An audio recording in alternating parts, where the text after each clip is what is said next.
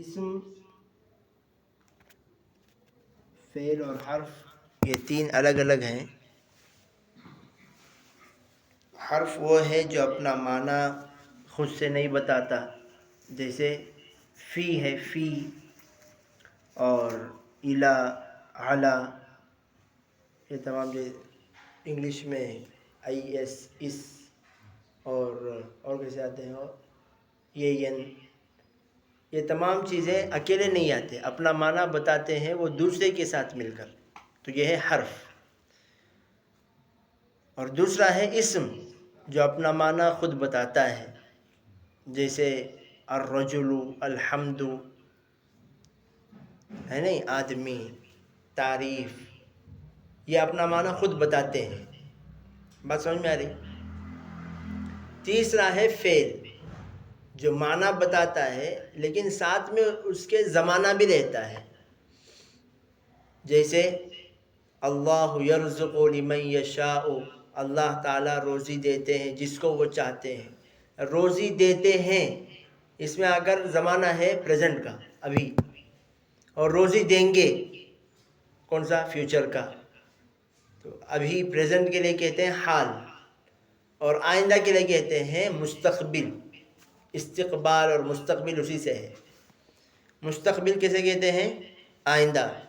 جماعت میں بھی استقبال میں کھڑے ہوتے ہیں، وہ کس کے لیے؟ جو آئندہ آتے ہیں، آنے والے ہیں، ان کے لیے استقبال میں کھڑے ہوتے ہیں، تو یہ ہے مستقبل۔ یہ ہوا حرف جو اپنا معنی نہیں بتا سکتا بلکہ دوسرے کے ساتھ وہ مل کر آئے گا، اور دوسرا ہے اسم، جو معنی خود بتاتا ہے، جیسے الرجل، الحمد، اور تیسرا ہے فعل، جو معنی بتاتا ہے ساتھ میں اسے کیا بھی رہتا ہے، زمانہ بھی رہتا ہے۔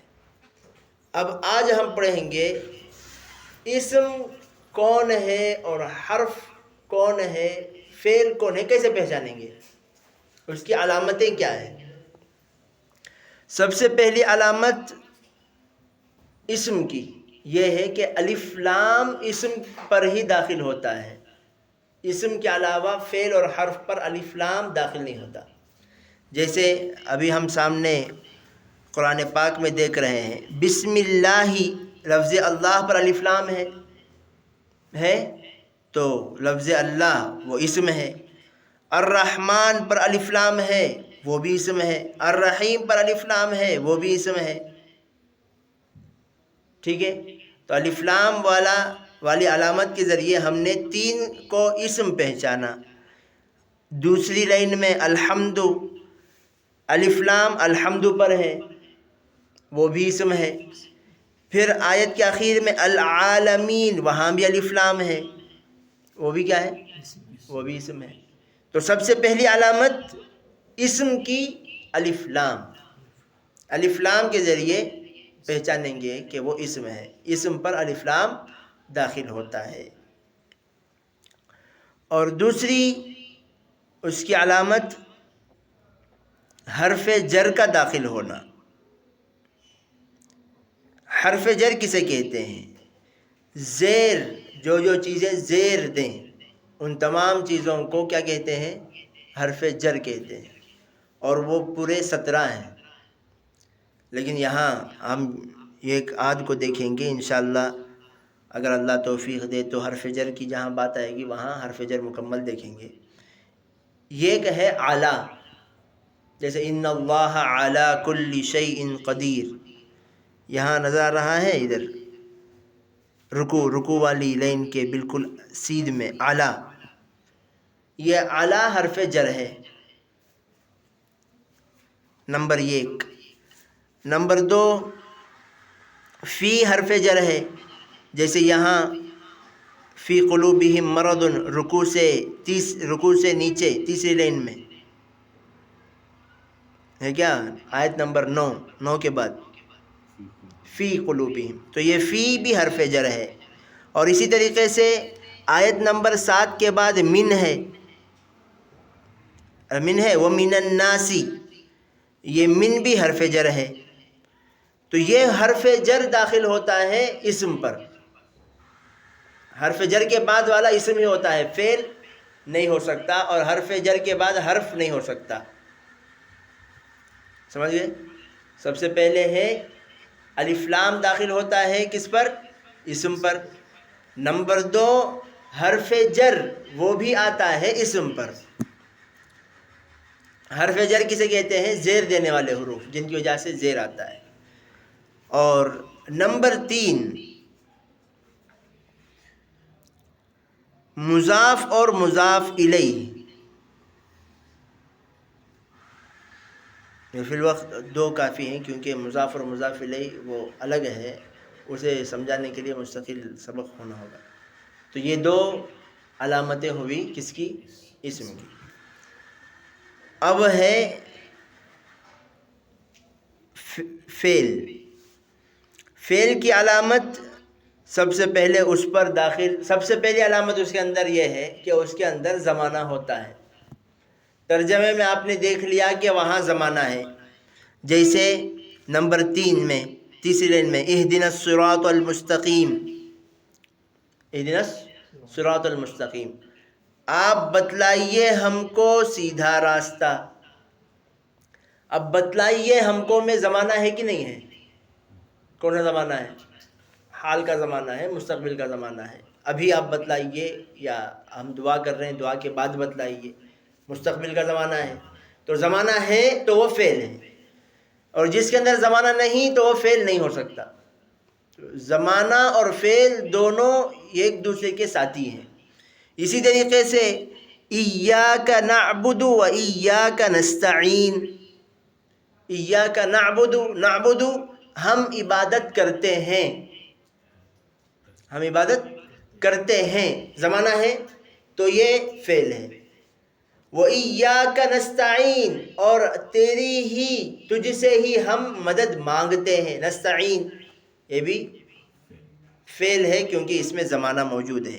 لیکن وہی الصراط راستہ، اس میں زمانہ نہیں ہے. زمانہ نہیں ہے تو پھر وہ کیا بھی نہیں ہے؟ فعل بھی نہیں ہے. زمانہ نہیں ہے تو فعل نہیں ہے، زمانہ ہے تو وہ فعل ہے. یہ سب سے بڑی آسان اس کی علامتیں ہیں. ہم پہچان سکتے ہیں کہ بھئی یہ فعل ہے یا نہیں ہے. اس کا ترجمہ کیا ہے؟ اس کا ترجمہ ہے کہ ہم عبادت کرتے ہیں، نعبدو، تو پھر یہ ہو گیا فعل. اور پھر ایاکا کا ترجمہ کیا ہے؟ تو ہی. ایاکا کا ترجمہ ہے تو، اس میں زمانہ نہیں ہے تو یہ فعل نہیں ہے. 2 باتیں ہو گئی. اور پھر حرف کو کیسے پہچانیں گے؟ حرف کو بھی ترجمے سے ہم پہچان لیں گے. جس کا ترجمہ ناقص ہو، جیسے کہ سے ہے، تک ہے، سے، من. سے اس کا ترجمہ مکمل نہیں ہے، مطلب بھی اس کا کچھ نہیں ہے. تک اس کا بھی ترجمہ کچھ نہیں ہے، مطلب بھی کچھ نہیں ہے. کب تک مطلب نہیں ہوگا؟ جب تک اس کے ساتھ کوئی اور نہیں لگے گا. کوئی دوسرا لگ جائے تو پھر یہ اسی طریقے سے جب ہے، اور ہے، یہ تمام ہے نہیں، یہ تمام حروف ہیں.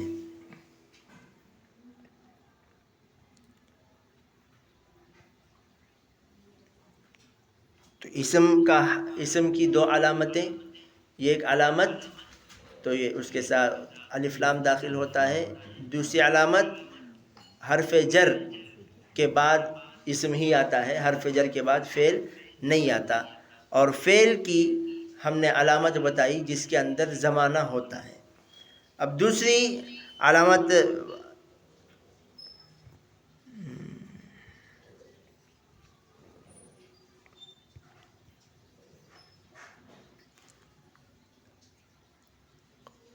جو قد آتا ہے، قد، قرآن میں قد جہاں بھی آئے وہاں تمام جگہ قد کے بعد والا فعل ہوتا ہے. جیسے قد سمع اللہ،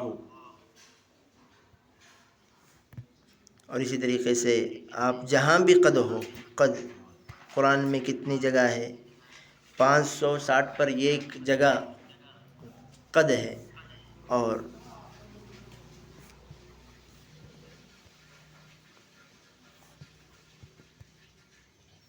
ہاں 120 جگہ جو فعل سے پہلے جو قد ہے وہ 120 جگہ ہے. تو سب سے پہلی آیت قد علم کل اناس، قد یہاں ہے، آپ کو نظر آ رہا ہے سورہ بقرہ 60 آیت نمبر 60. قد کے بعد علم جانا، ترجمہ کیا ہے اس کا؟ جانا، گزرے ہوئے زمانے میں، پاسٹ میں. تو اس سے پہلے قد ہے، قد کے بعد والا فعل ہوتا ہے. اور یہاں بھی تشابہت قلوبہم، قد بینا ہے، تو قد کے بعد والا فعل ہے. اگر ہمیں ترجمہ معلوم نہ بھی ہو تو ہم کہہ سکتے ہیں کہ وہ فعل ہے. کیوں؟ کیونکہ قد کے بعد اسم نہیں آتا. اور تیسری تلک امت قد خلت، یہ امت جو گزر گئی، جو یہاں بھی قد ہے اور اس کے بعد والا خلت، یہ کیا ہے؟ فعل. سمجھے؟ اور یہ 140 پر 4 نرا، قد کے بعد کیا ہے؟ نرا، قد نرا تقلبا. تو نرا یہ اسم ہے یا فعل ہے؟ فعل ہے. کیوں؟ کیونکہ اس سے پہلے قد ہے اور قد کے بعد والا فعل ہی ہوتا ہے. یہ ہو گیا سب سے پہلے قد. اور دوسرا ہے سوف، فسوف تعلمون، کلا سوف تعلمون ثم کلا سوف تعلمون، الحاکم التکاثر میں ہے. تو سوفا کے بعد والا بھی فعل ہی ہوگا. جیسے قد کے بعد والا فعل ہوتا ہے، اسی طریقے سے سوفا کے بعد والا بھی فعل ہی ہوتا ہے. جیسے یہاں سوف، فسوف نسلیہ نارا، یہ نسلیہ اسم ہے یا فعل ہے؟ فعل ہے. کیوں؟ کیونکہ سوفا ہے. اور اسم کی ایک اور علامت، 2 علامتیں بتایا تھا نہیں، ایک ہے الف لام اور ایک ہے من. تیسری علامت ہے تنوین. 2 زبر 2 زیر 2 پیش کو تنوین کہتے ہیں. تو یہ جو تنوین ہے، وہ تنوین بھی اسم پر ہی داخل ہوتا ہے. کس پر داخل ہوتا ہے؟ اسم پر. اب ہم قرآن پاک سے دیکھیں گے تو سمجھ میں آئے گا. تنوین 2 زبر 2 زیر 2 پیش. اب یہاں آپ دیکھیے قد سمع اللہ قول التی تجادلک فی زوجها وتشتکی الی اللہ واللہ یسمع تحاورکما ان اللہ سمیع بصیر. تو سمیع بصیر، سمیع اس پر تنوین ہے. اب اگر آپ سے پوچھیں کہ یہ سمیع اسم ہے یا فعل ہے؟ کیا ہے سمیع؟ یہ اسم ہے. کیوں؟ کیونکہ تنوین ہے، اور تنوین فعل پر اور حرف پر نہیں آتی بلکہ اسم پر ہی آتی ہے. اب اسی طریقے سے آگے ہم دیکھیں الذین یظاہرون منکم من نسائہم، نظر آ رہا ہے تیسری لائن میں الذین یظاہرون منکم من نسائہم ما ہن امہاتہم ان امہاتہم الا اللائی ولدنہم وانہم لیقولون منکرن. یہاں 2 زبر ہے، منکرن. تو 2 زبر ہے تو یہ اسم ہے فعل ہے؟ اسم ہے. من القول، من یہ حرف جر ہے، اور حرف جر کے بعد والا کون ہوتا ہے؟ اسم ہوتا ہے. القول الف لام ہے، اور الف لام کس پر داخل ہوتا ہے؟ اسم پر داخل ہوتا ہے. وزورن آخر میں تنوین ہے، تو یہ وزورہ کیا ہے؟ اسم ہے جی. وَإِنَّ اللَّهَ لَعَفُوٌّ غَفُورٌ، یہاں بھی اللہ پر الف لام ہے، تو کیا ہے؟ یہ اسم ہے. لَعَفُوٌّ 2 پیش، یہ بھی اسم ہے. غفور اسم ہے. تو ایسے یہ ہے اسم کی علامتیں. کتنی علامتیں ہوئی پوری؟ نمبر 1 الف لام، نمبر 2 حرف جر، نمبر 3 2 زبر 2 زیر 2 پیش یعنی تنوین. یہ 3 علامتیں ہوئی جو آسان علامتیں ہیں. اور فعل کی علامت، تو سب سے پہلی بڑی علامت یہ ہے کہ زمانہ اس کے اندر ہوتا ہے. اگر ترجمہ نہیں معلوم تو کیسے پہچانیں گے؟ قد کے بعد جو بھی ہو وہ فعل ہے، اور صوفہ کے بعد جو ہے وہ بھی فعل ہے. بات سمجھ میں آ گئی؟ اللہ تعالی ہم تمام کو آسانی کے ساتھ قرآن پاک سمجھانے کی توفیق نصیب فرمائے اور ہم تمام کو قرآن پاک سمجھائیں. آمین. وآخر دعوانا الحمدللہ.